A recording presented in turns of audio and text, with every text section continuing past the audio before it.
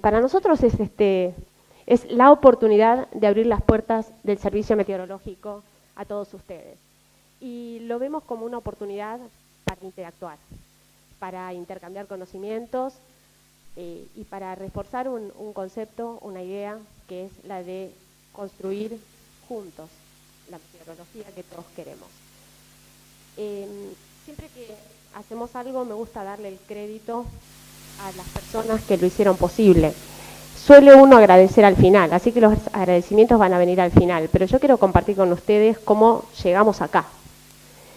Llegamos acá porque hay una persona que se llama Teresa Ibarzábal, ahí está, que estaba charlando conmigo y me dijo: Celeste, yo armé un WhatsApp con un montón de aficionados, un montón de gente que quiere saber cosas, que quiere opinar, que quiere estar cerca, y me pareció que el WhatsApp era una manera de contener, de darle un espacio, y me gustaría que hiciéramos una charla donde ellos pudieran acercarse y interactuar con nosotros.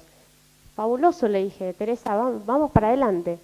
Entonces la llamamos a Mariela de Diego y le dijimos: Mariela, Teresa tuvo esta idea, nos parece que está muy buena, ¿la podemos hacer una charla un día?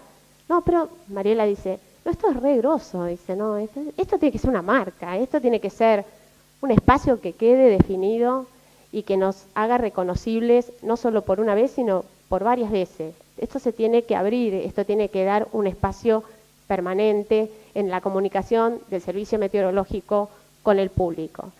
Y de esa charla de Teresa, ¿y cómo las vamos a llamar?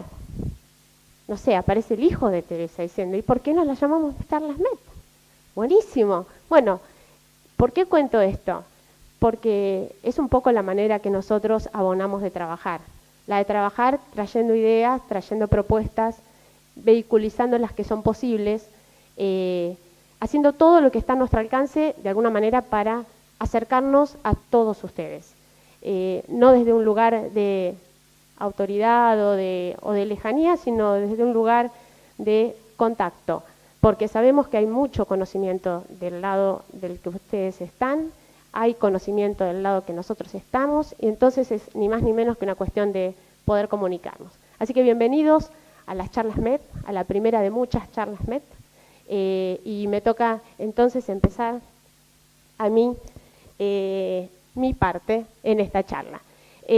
Ustedes saben que esto tiene 15 minutos cada orador, así que no vamos a descubrir nada que ustedes probablemente no sepan, eso estamos seguros, pero vamos a poner en común algunas cosas.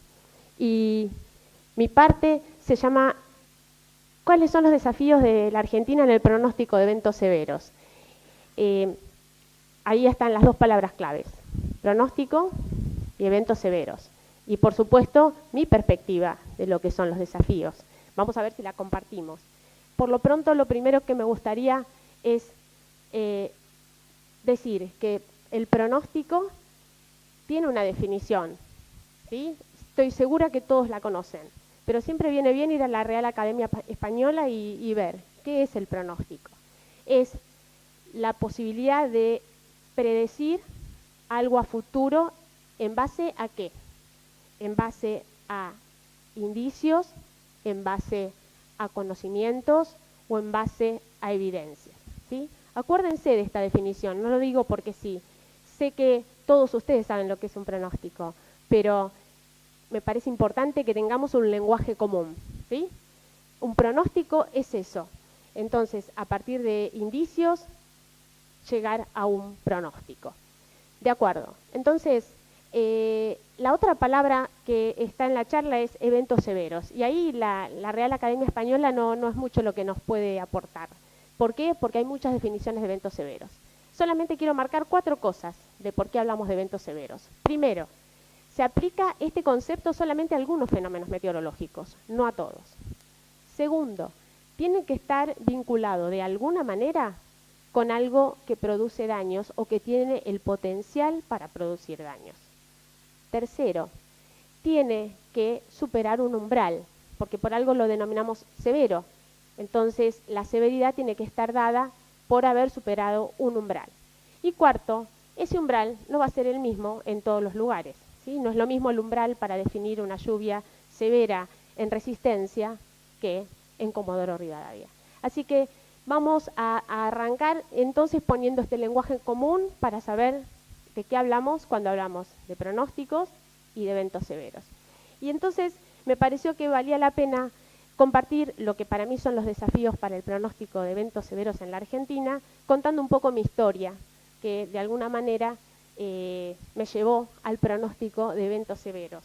Y yo les cuento que en ese sentido soy una meteoróloga que no me arrimé a la meteorología desde la pasión por la observación o la pasión por las tormentas. Yo me hice un test vocacional y en ese test vocacional apareció que tenía cierta facilidad para las ciencias exactas. Y no solo en particular para las ciencias exactas, sino para aquellas que tuvieran cosas más perceptibles. Las más abstractas me hacían aburrir un poquito. Entonces entré a mirar a ver cuál podía ser una opción. Mirando, dije, bueno, meteorología me gusta. Así entré yo a la meteorología. No me arrepiento ni un poco. La verdad que me hizo súper feliz. Me dio grandísimas satisfacciones porque todo el tiempo me sentí desafiada por esta disciplina. Y el desafío es algo que para mí es un motor vital. Y la meteorología me lo regaló desde el principio y por eso estoy acá con ustedes. Lo otro que quería, digamos, compartir con ustedes es que uno entonces empieza la meteorología y muchos de ustedes son estudiantes, así que empieza aprendiendo matemática y física con profesores que de alguna manera nos van orientando, no toda la matemática y la física, aquella que es la física aplicada a la atmósfera.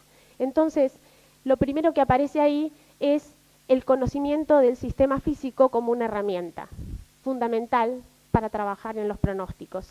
Y algunos profesores empiezan ahí a indicarnos que no conocemos todo, que hay mucho todavía por aprender, que no lo conocemos en su completitud a ese sistema físico que nosotros queremos pronosticar. Y ahí tenemos los límites, esos límites que hay que traspasar. Y también esto es una ciencia natural. Y si es una ciencia natural, quiere decir que hay que medir, ¿no es cierto? Porque la única manera de confrontar nuestras hipótesis con la realidad es midiendo. Y ahí aparece el otro tema que es fundamental para la meteorología, los datos. Y los datos, allá cuando yo estudiaba, eran pocos. Y ahora son muchos más, pero siguen siendo pocos. Entonces, tenemos el otro gran desafío que tenemos que atravesar. Me gradué. Fue una experiencia muy buena el paso mío por la universidad y me quedé en la universidad. Decidí seguir estudiando y hacer mi doctorado. Y elegí los modelos numéricos como área de conocimiento. Específicamente elegí tratar de ver cómo podía mejorar la calidad de los pronósticos de lluvias intensas en nuestro país. Eso es lo que yo elegí como tema de tesis doctoral. Y entonces aparecen los modelos numéricos en mi vida generándome una gran fascinación. ¿Por qué una gran fascinación? Porque son una conjunción de eso que a mí me gustaba. Matemática, física, computación, pronóstico. Era bárbaro. Era divertido trabajar con los modelos de pronóstico numérico. Era apasionante. Y yo podía hacer llover. Podía hacer que no lloviera, ajustabas mis parámetros y de esa manera lo que intentaba era que lo que yo estaba pronosticando con el modelo se pareciera a la realidad. Me imagino que ya pueden estar adivinando que no coincidía mucho lo que yo estaba haciendo con mi modelo y la realidad. No importa, seguíamos trabajando para tratar de acercar lo más posible el modelo a la realidad. Pero ya era muy evidente para mí como desafío que ese modelo perfecto era muy difícil de conseguir por más que yo lo tuviera como objetivo. Los modelos arrancan porque con los datos le damos condiciones iniciales y a partir de eso podemos volver a lo que habíamos hablado, que es con el conjunto de indicios que hacemos el diagnóstico.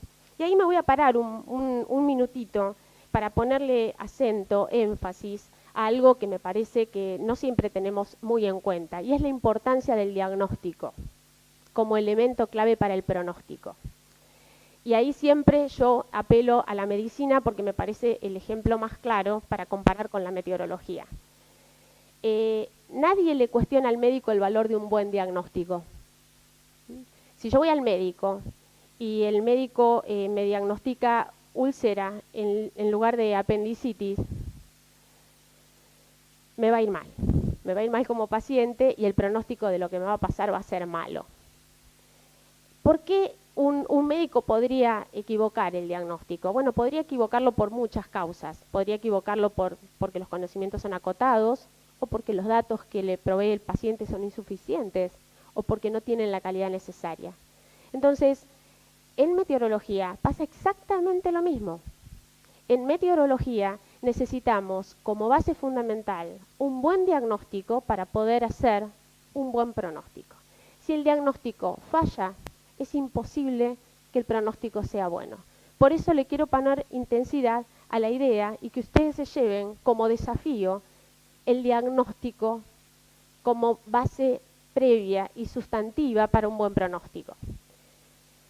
Desde ahí me gustaría entonces entrar en otro terreno, que aquí está indicado con la enunciación del pronóstico. ¿Cómo comunico el pronóstico? En este caso, que está ejemplificado acá, dice, mañana tendremos nieblas en el Gran Buenos Aires. Esa es una aseveración, es una certeza. Y nosotros sabemos que no tenemos certezas en meteorología. Lo sabemos hace mucho, porque la nuestra no es una ciencia totalmente exacta y el sistema que queremos predecir no es totalmente predictible, no lo es. Entonces no es como las leyes de la física del péndulo, que es totalmente previsible, o no es como un cálculo de balística, que sé dónde va a ir a caer mi proyectil. No, en las ciencias de la atmósfera esto no es así, y lo sabemos desde hace mucho, y el que nos puso esta piedra en el zapato se llama Edward Lorenz, que en 1963 ¿sí? Dio en establecer lo que hoy se conoce como la teoría del caos. Él dice que la atmósfera es un sistema caótico, y al ser un sistema caótico, como tal, su predictibilidad es finita. ¿Qué quiere decir su predictibilidad es finita? Que llega un momento en que, por más que tenga un pronóstico perfecto, un modelo perfecto, por más que tenga datos perfectos, mi pronóstico va a llegar un momento que no va a ser bueno, ni usable, ni valioso. Entonces, quiero dejar muy establecido que tenemos un desafío fundamental en la meteorología, que es la transmisión de la incertidumbre. Salir del terreno determinista para ir al de las probabilidades. No porque nos queremos lavar las manos, no, de ninguna manera. Queremos pasar al terreno de las probabilidades porque sabemos que el sistema tiene incertidumbre y comunicar la incertidumbre es un gran desafío, porque es entrar a un lugar incómodo en relación a comunicar certezas, pero es nuestra responsabilidad hacerlo. Entonces, enunciado en este ejemplo sería, bueno, comunicar mañana tendremos probabilidad baja, media, alta, la que sea, de nieblas en el Gran Buenos Aires. Eso sería hacernos cargo de comunicar la incertidumbre inherente al sistema, no la podemos negar, ¿sí? Callándola no la vamos a corregir.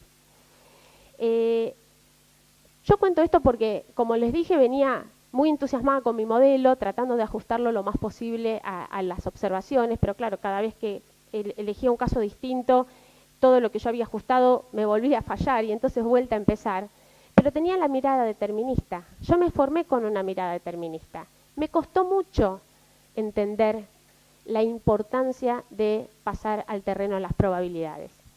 Y me cayó la ficha cuando escuché una conferencia donde nos decían que era inviable pensar en pronósticos perfectos y que teníamos que introducir la incertidumbre en nuestros pronósticos. Y eso lo entendí por el año 90 y pico. Y Lorenz lo había dicho en el año 63. Fíjense cuánto tarda desde la que la ciencia encuentra algo hasta que realmente uno lo puede incorporar, hasta que uno se pueda hacer carne de eso. Ahora sabemos mucho más.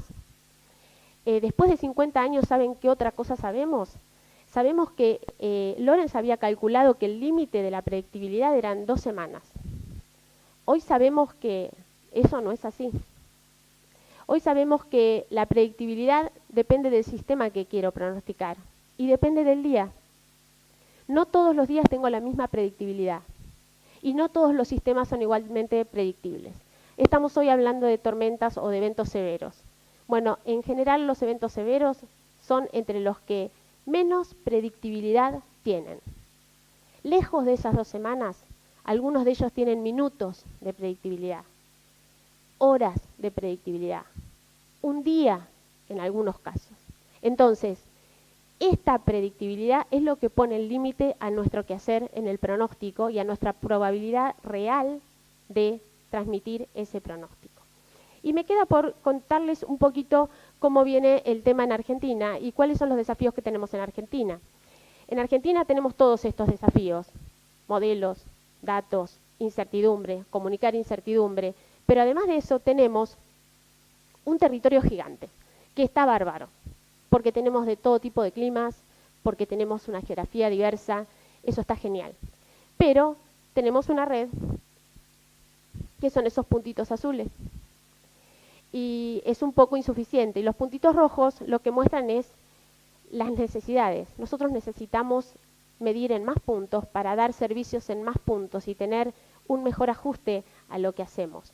Además, la diversidad geográfica de Argentina nos pone en situación de pronosticar o tener que pronosticar al mismo tiempo, o tener que monitorear al mismo tiempo, desde un sonda hasta una sudestada, hasta un evento severo o vientos fuertes en Patagonia. Todo eso puede estar pasando al mismo tiempo. Y eso es parte del desafío que tienen, por ejemplo, la Oficina de Pronóstico, que el año pasado emitió 5.079 avisos de alerta. Eso incluye el preaviso, el aviso y el cese. O dio 565 avisos a corto plazo. Para cerrar, quiero dejar enunciada el último y el más grande tal vez de los desafíos que tiene el pronóstico, y es ir a la última parte del mismo. ¿Qué hace el usuario con esa información que nosotros le estamos dando? Esta es una pregunta complicada, la cual estamos en plena evolución a tratar de afrontarlo. ¿Cómo? Bueno, si estamos hablando de eventos severos, hablamos de pronóstico por impactos. ¿Qué es el pronóstico por impactos? Es ponerme en la situación no del evento que estoy pronosticando, sino de cómo va a impactar eso en la sociedad, en un sector productivo, en lo que fuere. El pronóstico por impacto para nosotros es un cambio, es una revolución cultural y científica. ¿Por qué digo cultural y científica? Porque de alguna manera el meteorólogo que está formado en ciencias naturales tiene que aprender y pensar en términos sociales. ¿Sí? La física, ¿qué nos va a dar? La física nos va a dar la amenaza, la probabilidad de que algo suceda. Las ciencias sociales, ¿qué nos tienen que dar? Nos tienen que dar la vulnerabilidad. Porque la realidad es eso, tengo que saber si un sector es vulnerable o no para que mi pronóstico por impactos tenga sentido. Y las sociales también nos van a dar el análisis de lo que es el problema de la decisión, ¿sí? Porque si el pronóstico no tiene asociada una decisión, no va a tener una mitigación el impacto. Así que creo que ese es el gran desafío que tenemos todos por delante, comunicar y ponernos del lado del que va a sufrir el impacto de un evento meteorológico severo. Muchísimas gracias.